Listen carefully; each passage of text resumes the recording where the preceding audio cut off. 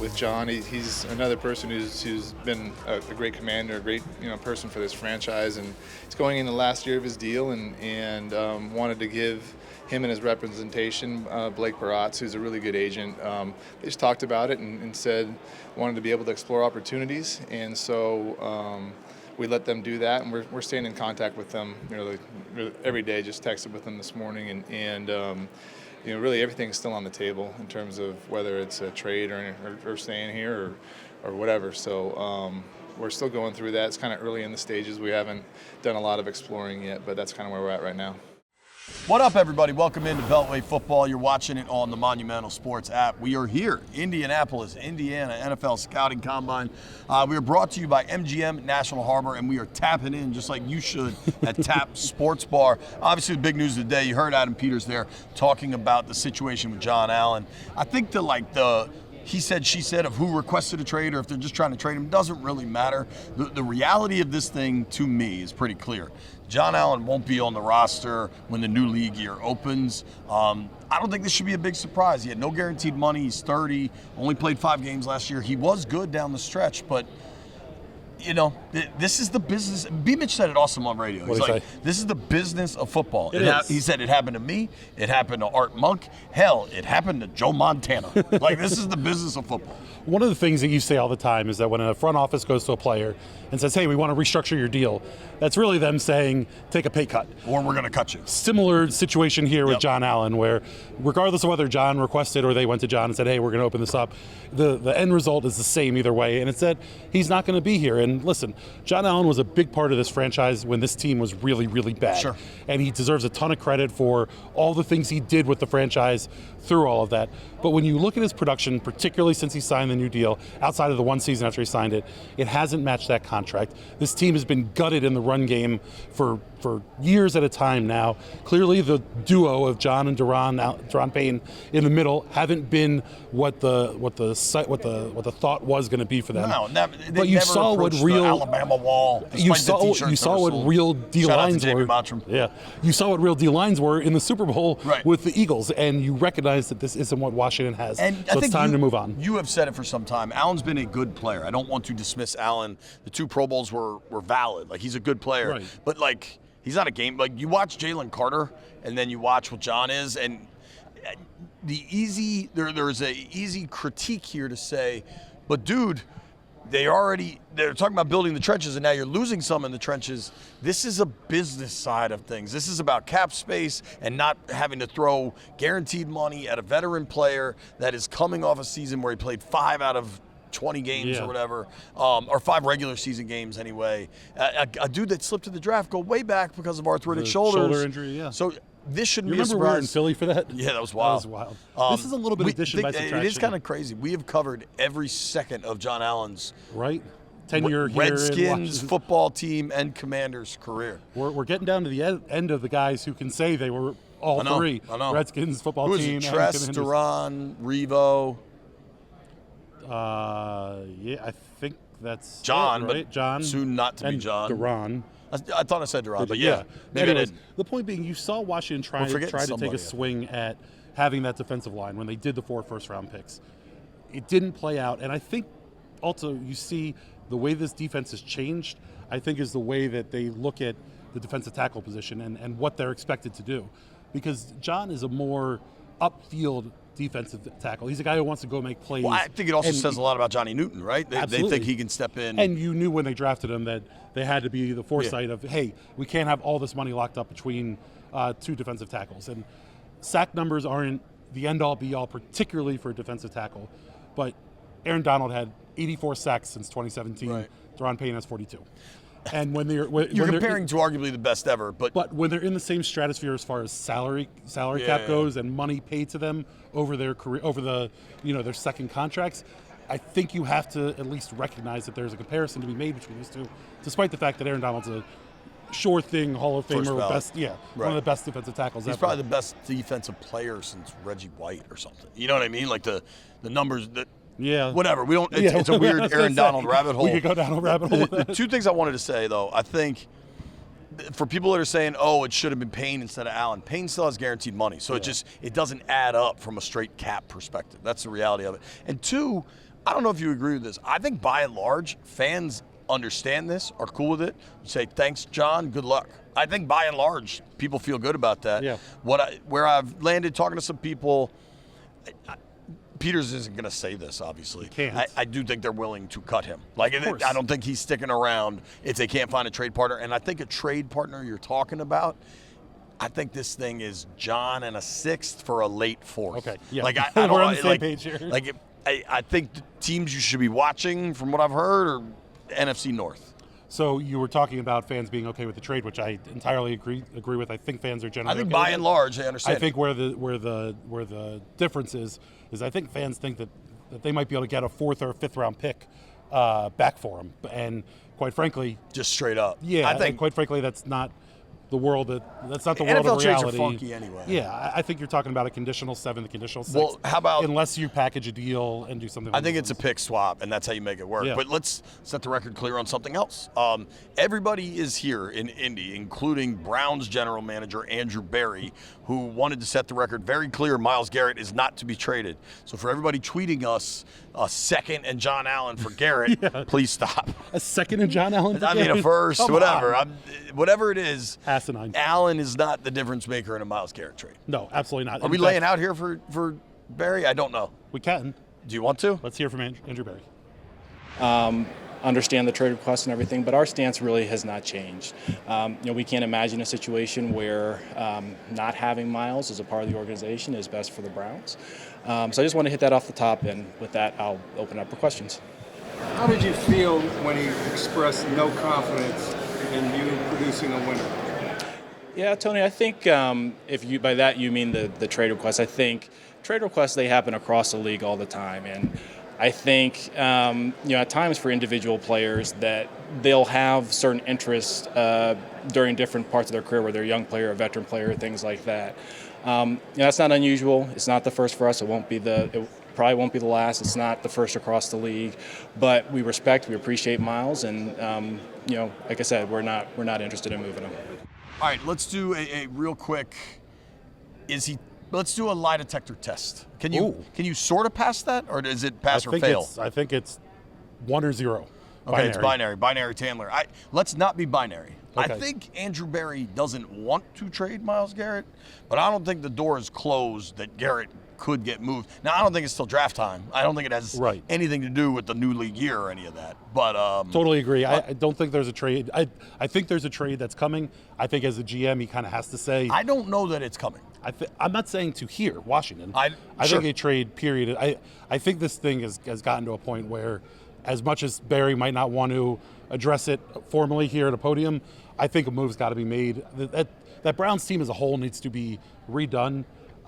Jeremy Fowler was on TV today talking about the Eagles are monitoring this thing. Yeah, but dude, which here's the thing: there's going to be a lot of much. I know there's going to be so wiggle much room in those quotes that then get put on Instagram and everybody shares. What I'm saying is there's going to be a lot of talk around all of these different Right. things, and particularly this week when the entire NFL descends upon Indianapolis, you're going to have an opportunity where agents are talking to different front offices, different coaches. We're going to hear these rumors this week, and it's going to be a thing. All right. Particular to that. Beyond all that timestamp guy, it is Tuesday, Nope. Wednesday, whatever. It's 4:20 p.m., 4:51 p.m. We're just no longer providing timestamp guy any information. Right. Sorry, timestamp guy. What is your percentage Myles Garrett gets traded? 75%. Not to any specific team. 75% Myles Garrett gets traded. All right, so I'm a lot lower than that. Yeah, I think he's not in the AFC next year. I think if he does get traded, it's to an NFC team. I think ultimately NFC North again. NFC North, NFC East. I mean, Sure. Yeah. I am the lower than 49ers could use a little pass rush help. I mean, there's a lot of different things. He's gone. I think he's gone. I'll give it a coin flip. I think Cleveland, which is a wacky organization, really wants him to stick around. Of course. And I think He's one of the few marketable pieces in Cleveland. Dude, if you get Darnold or Kirk, and all of a sudden you can say we're going to be competitive this year. Matt Stafford. Who knows? I'm just throwing out another guy. Listen, it's certainly a thing. You imagine to bring Stafford in, they'd have to pay him $50 million. Yeah. They would then be paying. I mean, what is here's Watson's making 45 guaranteed? We're talking about Myles Garrett as one potential trade option for this Commanders team. Adam Peters addressed whether they have the assets to make a big-time trade. Do you feel like you have enough draft capital where if you wanted to make a significant trade, that you would still be able to build to the draft? Like what? No. You tell me. I mean, there's always gonna be trade-offs if you do something like that, and we have 7 picks, and so it's a full allotment. It's not our own 7 picks, but I think it just goes back to Sam just always doing what we think is best for the team. Good question by our friend Sam Fortier at the Washington Post there. I don't know. I think it would be – you cannot try to go binary based off Peter's answer there. He in no way said yes. He in no way said no. They don't have a ton of draft capital, though. Right. They really don't. They have 3 picks in the top 80. But then the other 3 picks are the thing. The bottom 200, the last 200 picks. The names that stick out to me are Cooper Kupp and Deebo Samuel. And the draft compensation those require, that the 5th rounder they have, that gets you Deebo. And that is an impact player, dude. That is an what about a impact name player. like Puka Nacua? They're not trading Puka. Nobody was taken in the 5th round and turned into a superstar. The Deebo's 49ers, pretty damn good. I don't get why people don't like Deebo. I think you got to rework the deal. It's not and that I there's don't like complications. Deebo. Yeah, I think he makes sense. I also He's like also dealt with a lot of injuries. Injuries, and Peters has done a really good job in the draft, particularly with wide receivers. He's done a good job in free agency. We saw them hit at an astronomical rate last season. They have 28 free agents right now. They're going to have to spend a fair amount of money to sign those guys. Peters joked about having to field a team, right? And that's a very real thing. When I start looking at wide receivers around, I think we see wide receivers hit more and more in the draft, and quite frankly, I'm willing to gamble on it in that direction and move forward there. I think currently they have 3 picks in the top 100. They're 3 in the top 80. Yeah. Over under 4 picks they end up with in the top 100. Over. See, I think there's a better chance of them, like we saw it last year with Samerstill. They moved back from DeJean back to Samerstill. That allowed them to get Brandon Coleman. Like, I think he just wants a volume play in that top 100. Totally I think we agree. see that. What I liked, you brought up the Brandon Coleman thing. I thought that was such a astute move by this front office and scouting staff last year. They could have taken – there was a run on offensive tackles right before Samerstill went in the 2nd round, and they could have jumped up and taken Coleman there. But what I liked about what they did is they had the confidence to stay strong. They thought they could get him in the 3rd round when they got him, and they were able to pick up a starting player. Now, whether Brandon Coleman ends up being the end-all, be-all left tackle – Peters was asked about Coleman. He said, I thought he did a hell of a job for a rookie, which I agree with. I'm not he was really sitting good here run. comparing him to Trent Williams by any means, but Trent wasn't an all-pro in his rookie season. It takes a little bit of time here. He might have been a Pro Bowler. I don't think he made it. I don't think he made anything early, that first year. But regardless, I like what I saw from Brandon Coleman in the middle of that season. Obviously, early on, he was switching spots. Later in the season, I think rookie wall and injuries kind of caught up to him a little bit. I think there's some real potential there, and I'm not ready to say he's got to move inside to guard or bring in extra folks. The one thing I want to say, I want to be very clear. I will look in the camera for this, for the stream, for those watching on the Monumental Sports app. I think there is a complete miscalculation, perhaps a misnomer. What is it, misinformation or disinformation? What are they called? What is everybody always talking about nowadays? Lies. I don't want to go. I'm not trying to say anybody's lying. But like this thought that, oh my gosh, is Washington going to be aggressive? Like, when has Peters, in his year plus now of running this operation, given you any indication that he's anything but aggressive? Right. Like, dude, they've made 5 trades in the last year. He traded away Howell, traded They brought for in Lattimore. 33 new players last year to a 53-man roster. I think I circle back to what he said at his first presser. He's like, I want to be in on every call. Doesn't mean I'm going to make every move, but I want to be in on every call. I like this notion that they're sitting on their hands, because I'd also add, like, everybody's like, oh, well, they just added all these one-year dudes. Will they be more aggressive this year? With all the one-year dudes, they've won 12 games. Is went that to an a NFC problem? Championship game. Like, I just, there seems to be this undercurrent of, oh man, they better go for it. I know.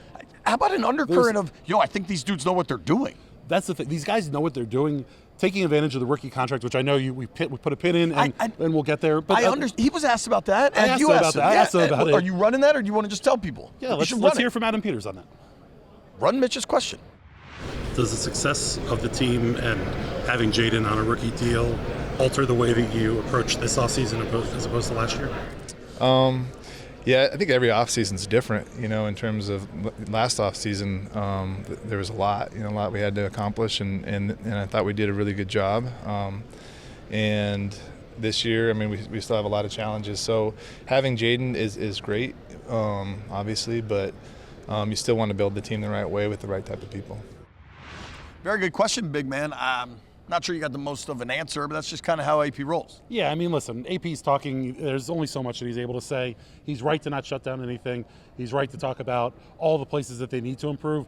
But if we're being honest, they hit on the biggest spot, and that's at quarterback, and that's the most important thing. That's the reality. Is rookie deal or not, if you have a stud quarterback, you're a contender every year. And it will be awesome if they're able to take advantage this year. If they're able to swing some trade.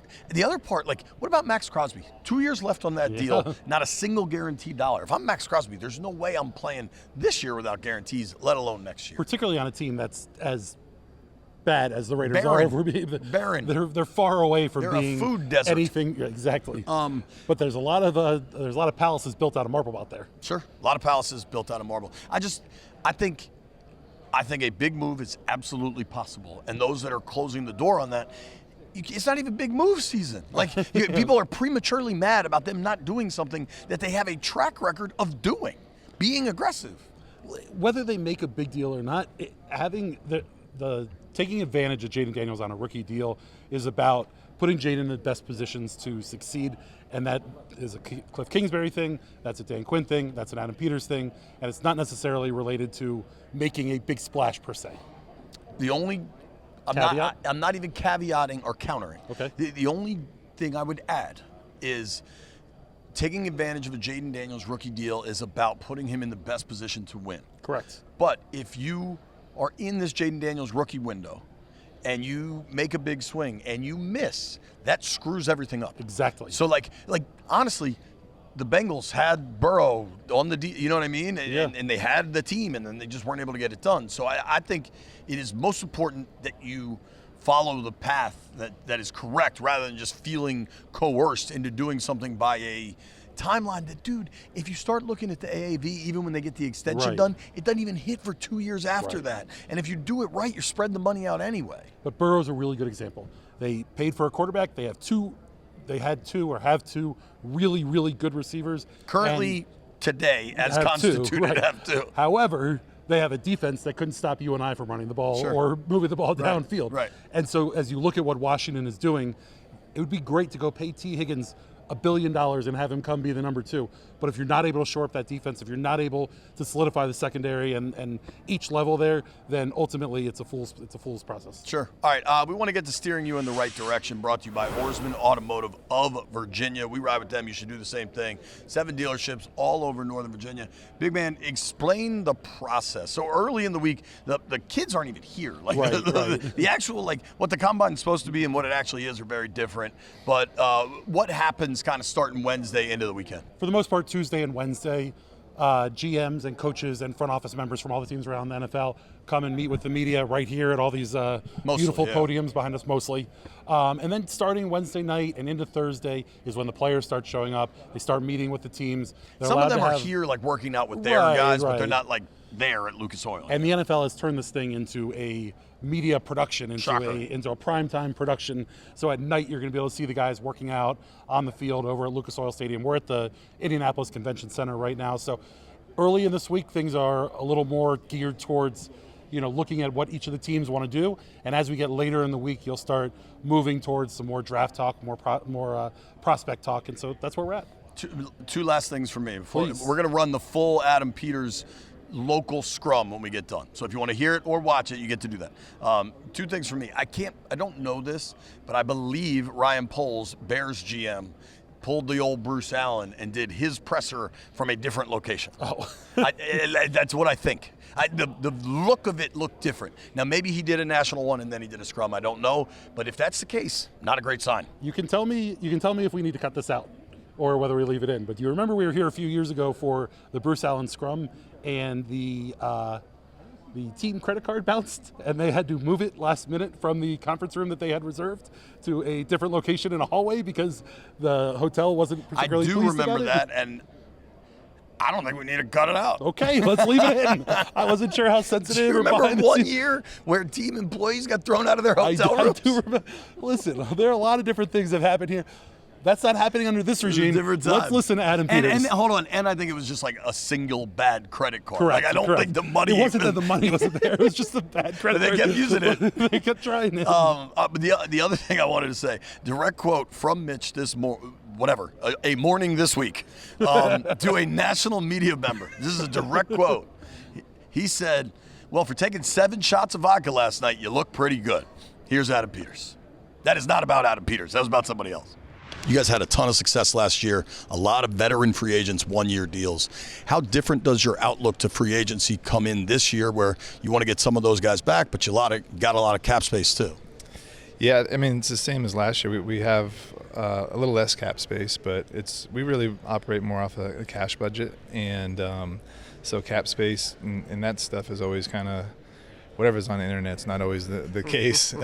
But I think don't really compare this year to last year, but we just have a lot of free agents and we still have a lot of holes to fill on the roster. We have, I think, the second least amount of players on our roster in the league right now. So we'll be busy, but we want to spend, on commanders and spend the right way. So that's how we're going to look at it. How important is it to get a few of those deals done before free agency opens? Some of the guys you've identified as commanders, keep them in-house. Yeah, certainly like to do that, and we're talking with a lot of those guys right now.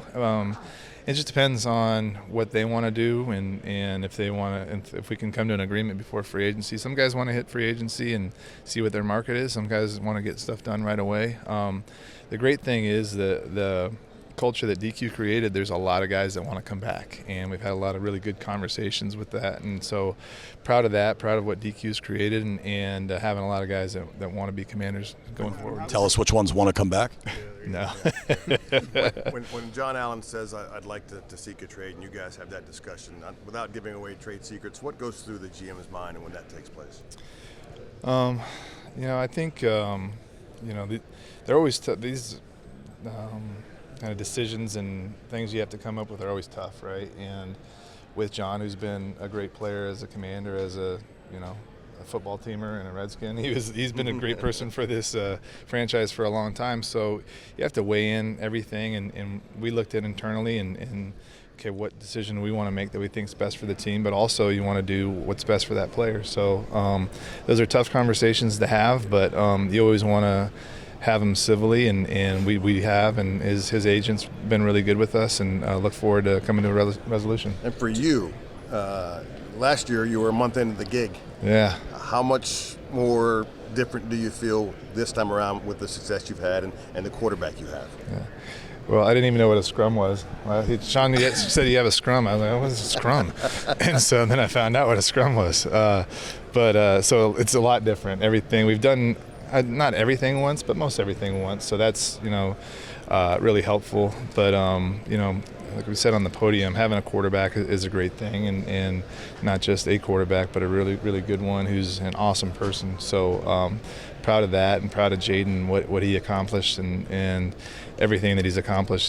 He's self-made. He's got 2 great parents that helped him a lot, and a lot of people that helped him along the way, but he was never given anything. So to have somebody like that leading your franchise is really cool. How does the recovery timeline for Sam Cosme impact your evaluation of the roster right now? I don't think it will. I mean, we have so much.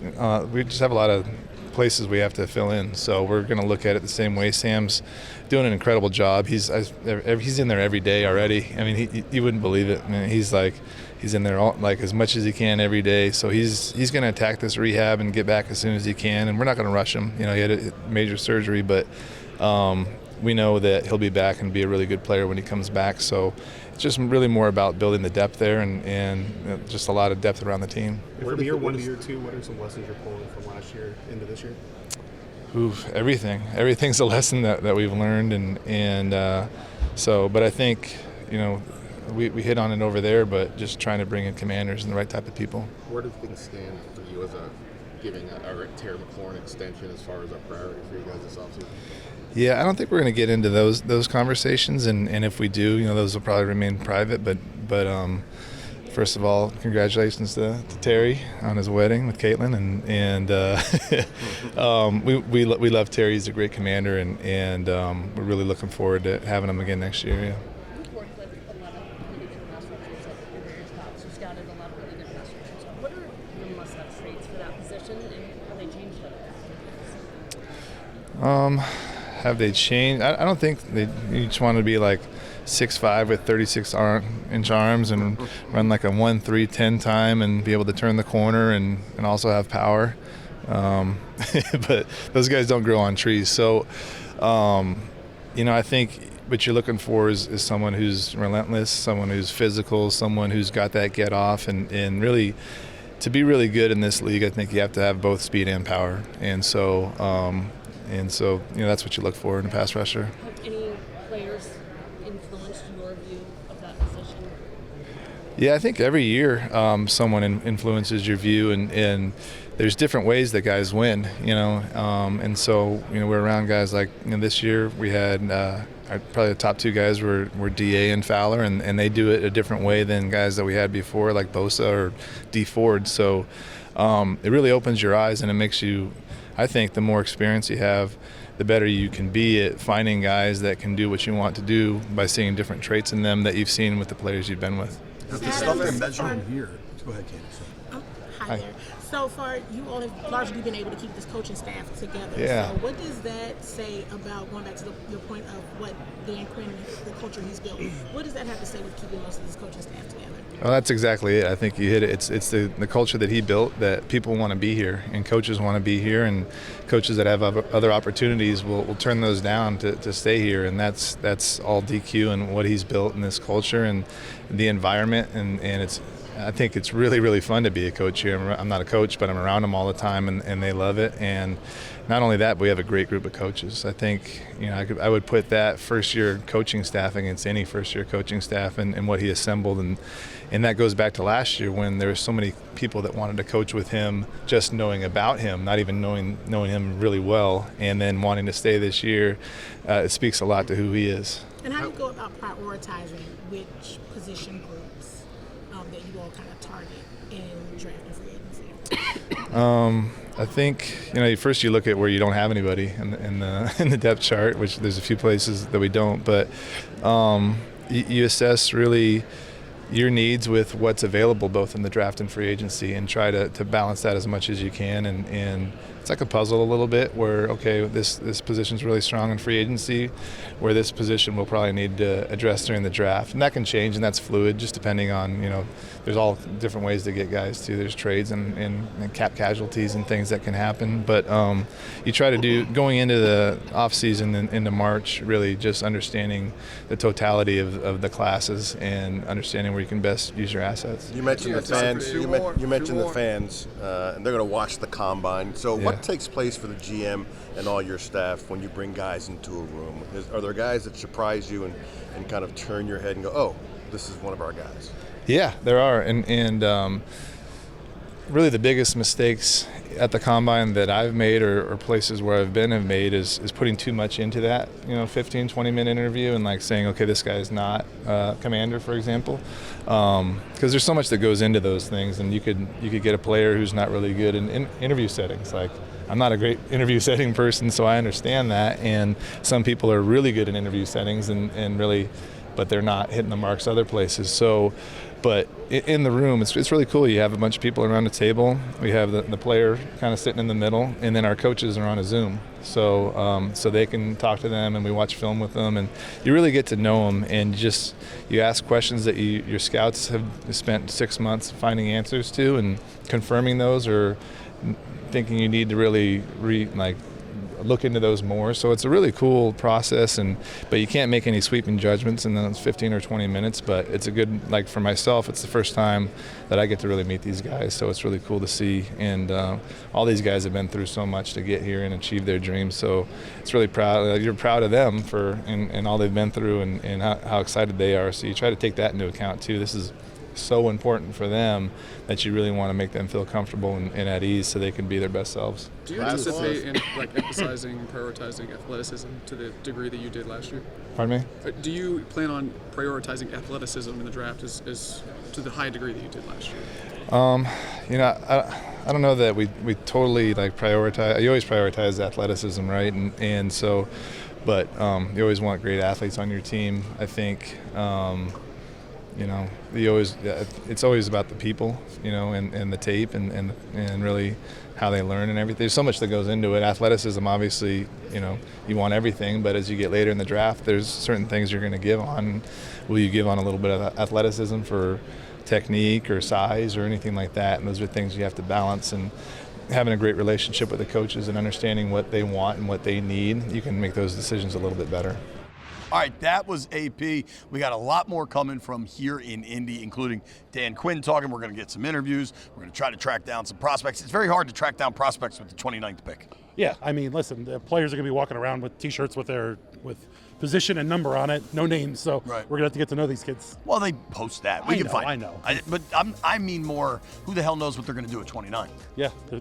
That's what we're here to find out. Thanks for watching Beltway Football. We're back. TV show this weekend on Monumental, or check us out on the app or YouTube or wherever you get your content. Thank you. Goodbye. Mitch owes you a beer.